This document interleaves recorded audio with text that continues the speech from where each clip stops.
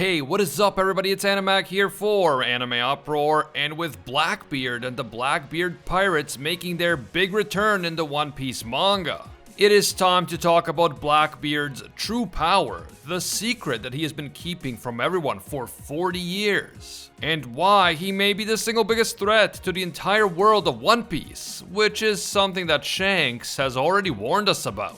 Blackbeard's strange body structure, the mysteries of his devil fruit, and his ability to consume multiple devil fruits at once are all related to his true identity as the secret son of a legendary pirate and the dark god of the Underworld. So let's get into it. You guys know the drill. If you enjoy our One Piece videos and you want to see more in the future, leave a quick like and comment. It helps us out a lot.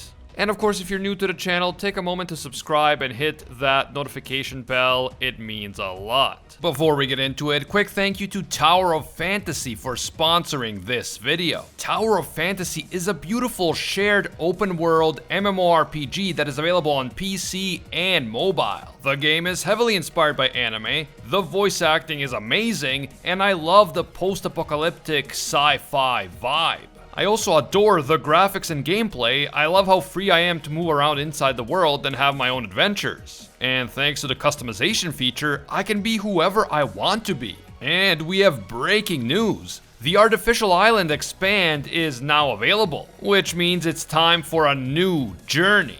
Explore Artificial Island and unlock the new home system to make your own unique home on the island. There is also a new map. You can exchange high-value items, and you can discover new characters like the lovely Claudia. She's strong, she fights for justice, and let's be honest, she's a top-tier waifu.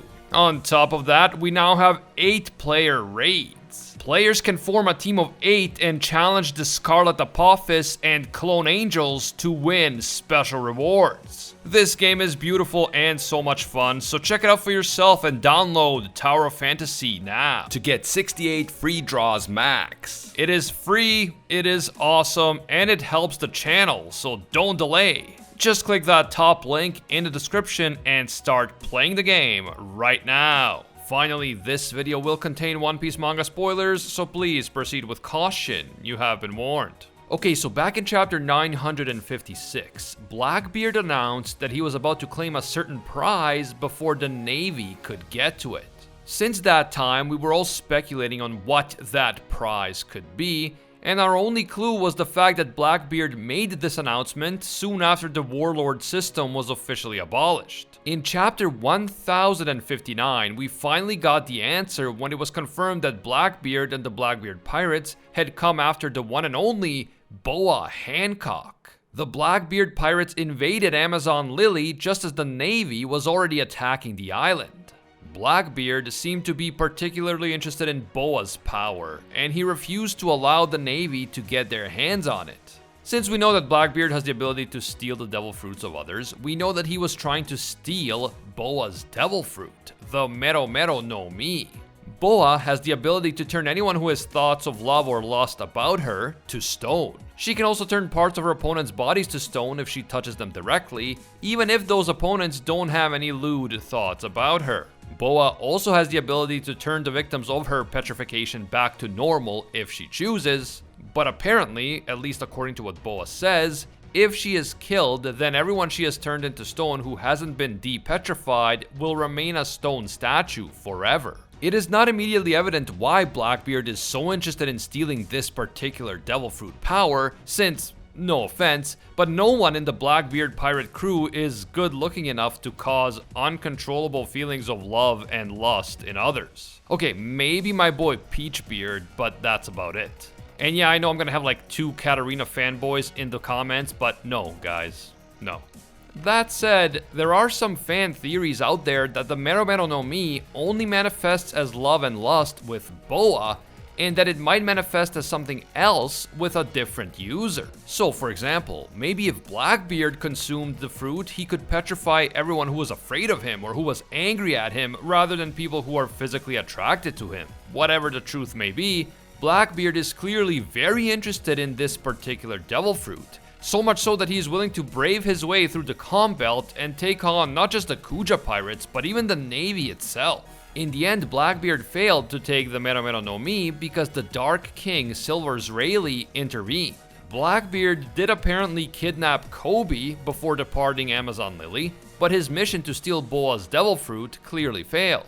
Now, the reason why Boa, her Devil Fruit, and the Gorgon sisters are so interesting is the fact that they were directly inspired by Greek mythology, and in particular, the myths about the Gorgons and Medusa. And the more I think about it, the more I realize that many aspects of Blackbeard's character and his ultimate master plan are also directly inspired by Greek mythology. And I'm not the only one who noticed this, because you guys have been also pointing this out in the comments for quite a while. If we look at Greek myths about the god of the underworld, Hades, who is also known as Pluton by the way, as well as the hound of Hades, Cerberus, we can actually learn a lot about Blackbeard's character, his ultimate master plan, and how the One Piece story will finally end.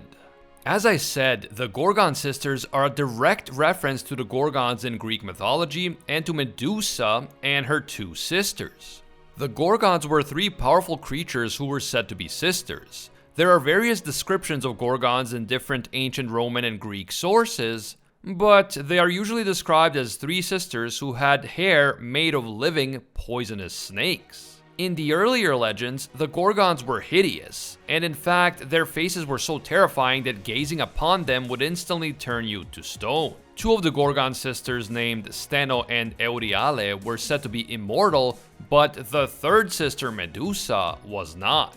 The mythology surrounding the Gorgons changed over the many centuries of Greek history, and in newer versions of the story, Medusa was actually said to be a beautiful woman with stunning golden hair. In fact, she was so beautiful that she seduced the god of the sea, Poseidon, and engaged in relations with him inside a temple dedicated to the goddess Athena. Athena was so enraged by this that she placed a curse upon Medusa, and it was this curse that turned her beautiful golden locks of hair into venomous serpents. The curse also ensured that anyone who looked directly at Medusa's face would be turned to stone. In the most famous myth about her, Medusa is killed by the hero Perseus after he uses the reflection on his shield to determine her location without needing to look at her.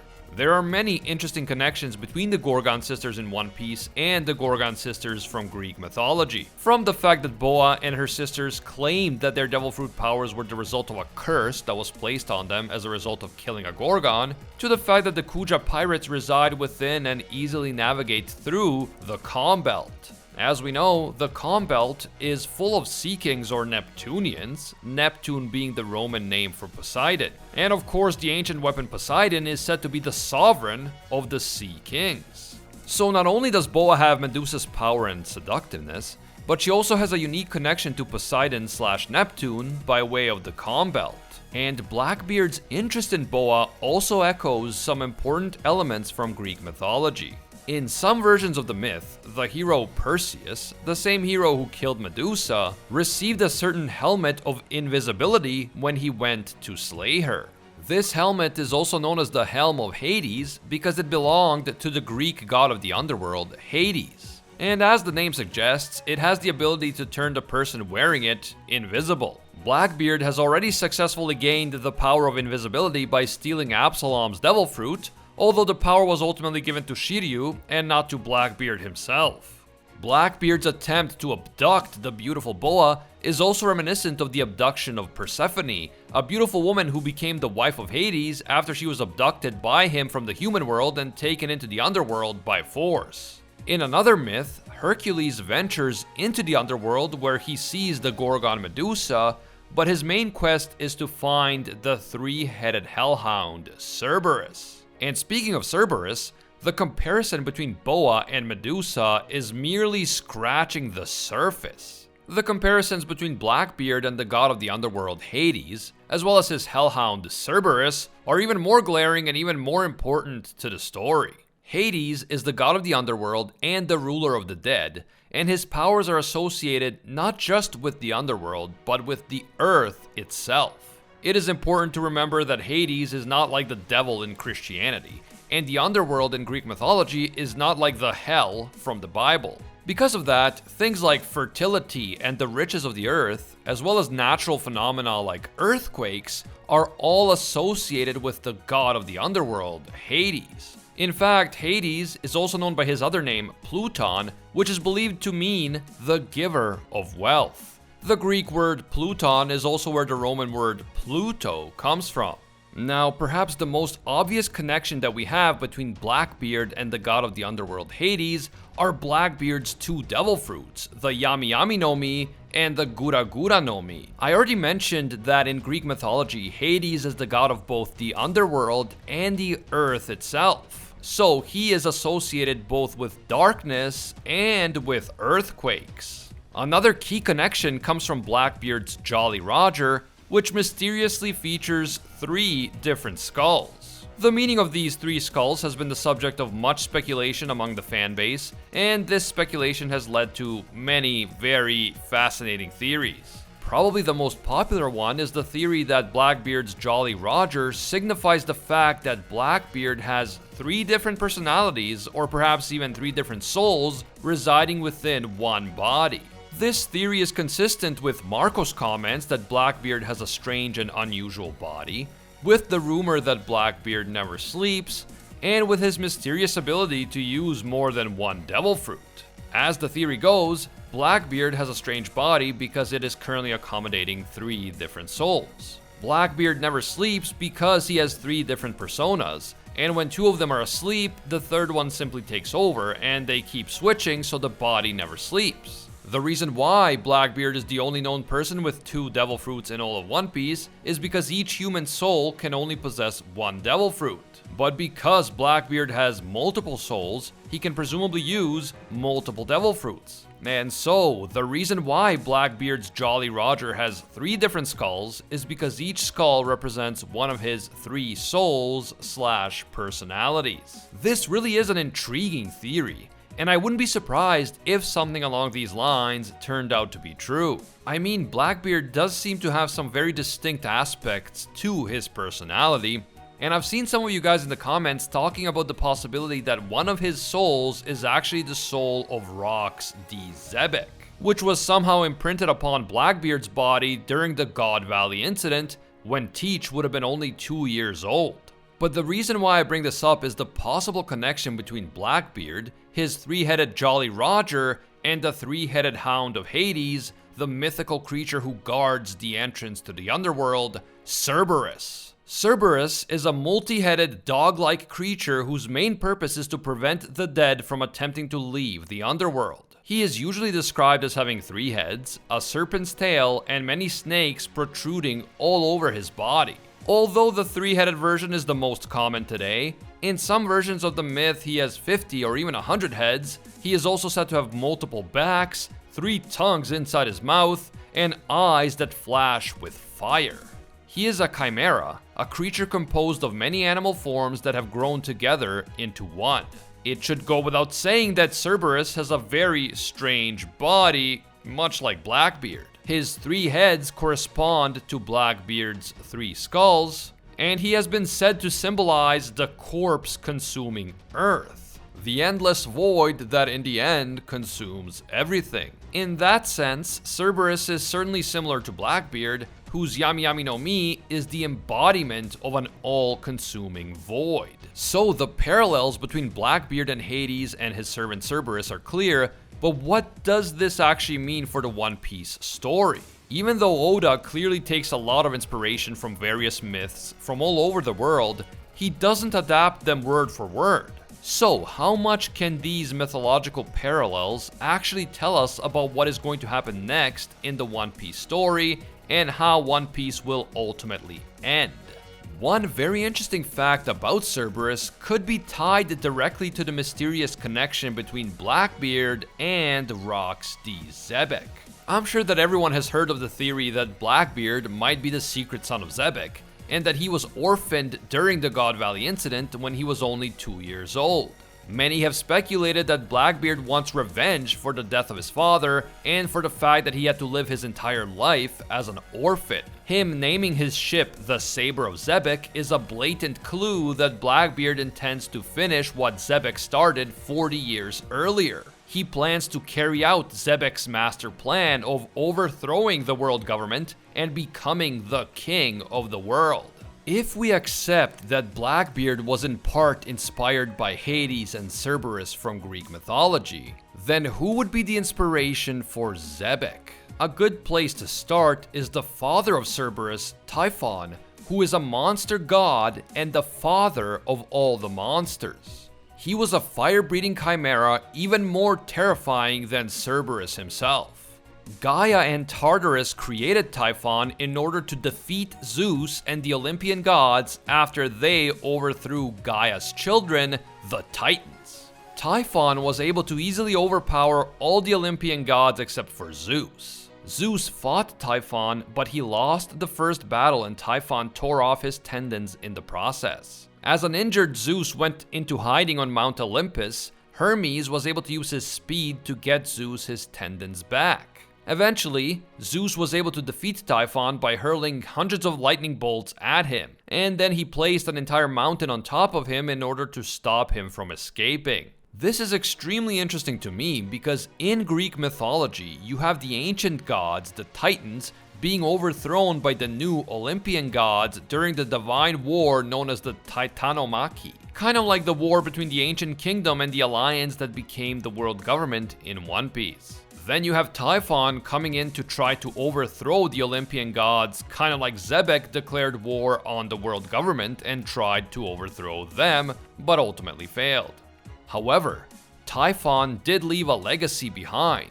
He is the father of all the monsters. Just like the remnants of Xebec's crew, the Rocks Pirates all became monsters in their own right. And if Blackbeard is partially inspired by Cerberus, then just like Typhon is the father of Cerberus, Xebec may be the father of Blackbeard. And just like Xebec tried to overthrow the world government and become the king of the world, Blackbeard is trying to achieve the same goal. For Blackbeard, it's not about fame or pirate riches, it's not even about becoming the pirate king. It's all about avenging Xebec, overthrowing the new gods, and becoming the king of the world. Blackbeard will bring the powers of the underworld, darkness and earthquakes and monsters into the realm of the gods, just like Typhon did when he fought the gods of Olympus. And with the recent reveal about Imu-sama's true power, I think that the comparison of Im and the world government to Zeus and the Olympian gods makes even more sense. Perhaps the ancient kingdom represents the Titans who were overthrown by the world government, and the world government represents the new Olympian gods. I mean, Marijwa and the domain of the gods are pretty freaking similar to Mount Olympus in Greek mythology. They are both abodes of the gods, high up in the sky and separate from the rest of the world below.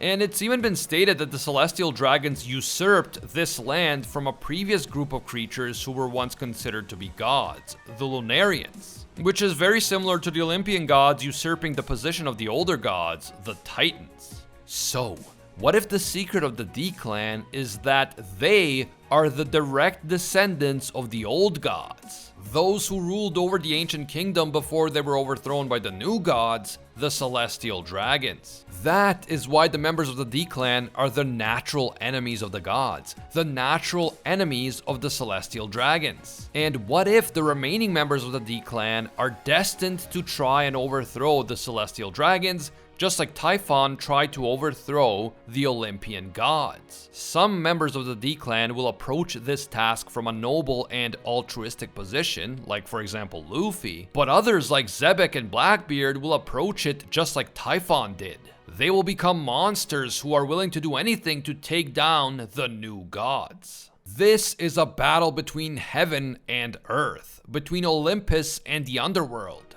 And while Luffy may want to liberate everyone from the oppression of the world government, Blackbeard wants to overthrow the oppressors so that he can take their place, so that he can become the new king of the world, the new divine ruler. And this is exactly what we can expect in the final saga of the One Piece story. The D-Clan is the natural enemy of the new gods because they are the descendants of the old gods, the rulers of the ancient kingdom. The remaining members of the D-Clan will attempt to overthrow the world government. But while some like Luffy will try to do it for noble ends, others like Blackbeard will try to do it for their own sinister purposes. And the final battle in the story will not only be the world government and the new generation of rebels trying to overthrow them, but we will also see a battle between the different factions within the rebels themselves. Between the two faces of the D-Clan, the noble and altruistic Luffy, and the dark and vengeful Blackbeard. Let me know what you guys think. Has Blackbeard been hiding the fact that he is the son of Rocksteady Xebec? And has he been plotting revenge for his father's death for 40 years? Also, is the final struggle between the world government and the D-Clan inspired by the greatest struggle in Greek mythology? The epic clash between the Titans and the gods of Olympus? Definitely share your thoughts down in the comments below. If you're looking for a video to watch next, check out our video that explains every single non-canon devil fruit in One Piece, link in the description. If you enjoy our One Piece content and want to see more in the future, leave a quick like and comment. It only takes a second, but it helps us out a lot. And if you haven't taken the time to subscribe yet, do me a favor and make this the video that you subscribe and hit that notification bell to turn on all notifications. Subscribing and hitting the notification bell may seem like a little thing, but it actually helps out a lot on YouTube.